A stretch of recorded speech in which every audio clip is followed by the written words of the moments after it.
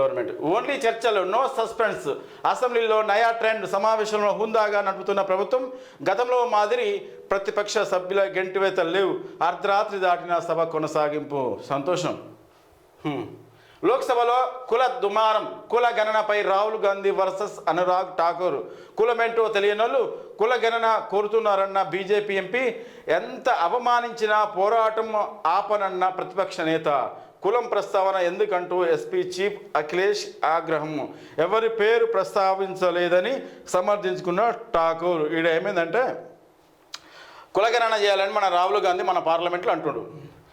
ఆడ అనురాగ్ ఠాకూర్ అనే మంత్రి కులం లేని వాళ్ళు ఎట్లా మాట్లాడతారని ఇండైరెక్ట్గా మాట్లాడారు. అంటే రాహుల్ గాంధీ ఫ్యామిలీ గురించి, వాళ్ళు వాళ్ళ తాతలు ముత్తాతలు, వాళ్ళ డాడీ, వాళ్ళ అమ్మ ఎలాంటి క్యాస్ట్ అని అంటే ఇండైరెక్ట్ కూడా. కానీ వాస్తవానికి ఒక మెచ్యూరిటీ ఉన్న రాజకీయ నాయకులు అట్లా మాట్లాడకూడదు. కుల ప్రస్తావన ఎందుకు తీసుకురావాలి? వాస్తవం తప్పు కదా.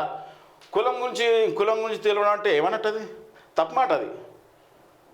రాష్ట్ర పేరు చెప్పకుంటే నిధులు ఇవ్వనట్ట. బడ్జెట్లో అన్ని రాష్ట్రాలకు నిధులు కేటాయించాం. నిర్మలా సీతారామన్. తెలంగాణకు బడ్జెట్లో 1000 కోట్లు ఇచ్చామని వెల్లడి. వాస్తవమే, కొంత వాస్తవమే ఉంది. పేరు చెప్పలేదు. అట్లా పేరు చెప్పినంత మంది అంటే వీళ్ళు ఇచ్చేదేమీ లేదు. నీతి ఆయోగంలో ఎట్లా ఏ రాష్ట్రానికి ఎంత డివైడ్ చేయాలని ఉంటుంది ఫస్ట్. కాకపోతే వీళ్ళు మన ప్రధానమంత్రి ప్రత్యేక నిధులు అని కేటాయించే అవకాశం ఉంటుంది. అన్ని రాష్ట్రాలను సమగ్రంగా చూపిస్తుంది. ఎందుకంటే సెంట్రల్ గవర్నమెంట్ ఇక మన రాష్ట్రంలో యొక్క ఇష్టం వచ్చినట్టు ఏ జిల్లా పోతే ఆ సొంత జిల్లాలకు ఇచ్చినట్టు కుదరడా. దానికి ఒక కమిటీ ఉంటుంది. జార్ఖండ్లో పట్టాలు తప్పిన రైలు.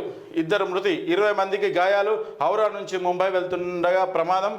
చక్రధర్పూర్ రైల్వే డివిజన్లో ఘటన. కొద్ది దూరంలోనే పట్టాలు తప్పిన మరో గూడ్స్ రైలు.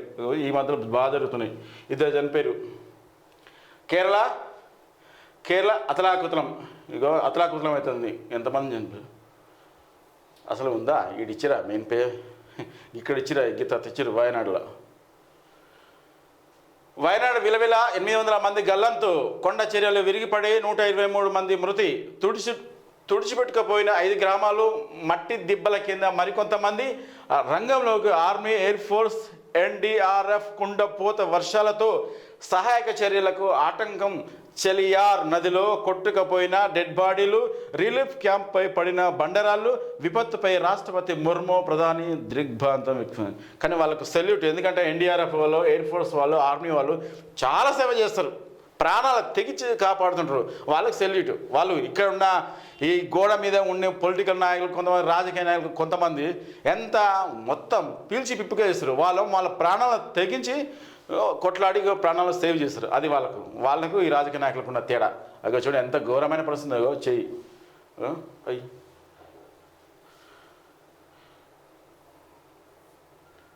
ఇప్పుడు ఇక్కడ పోయింది.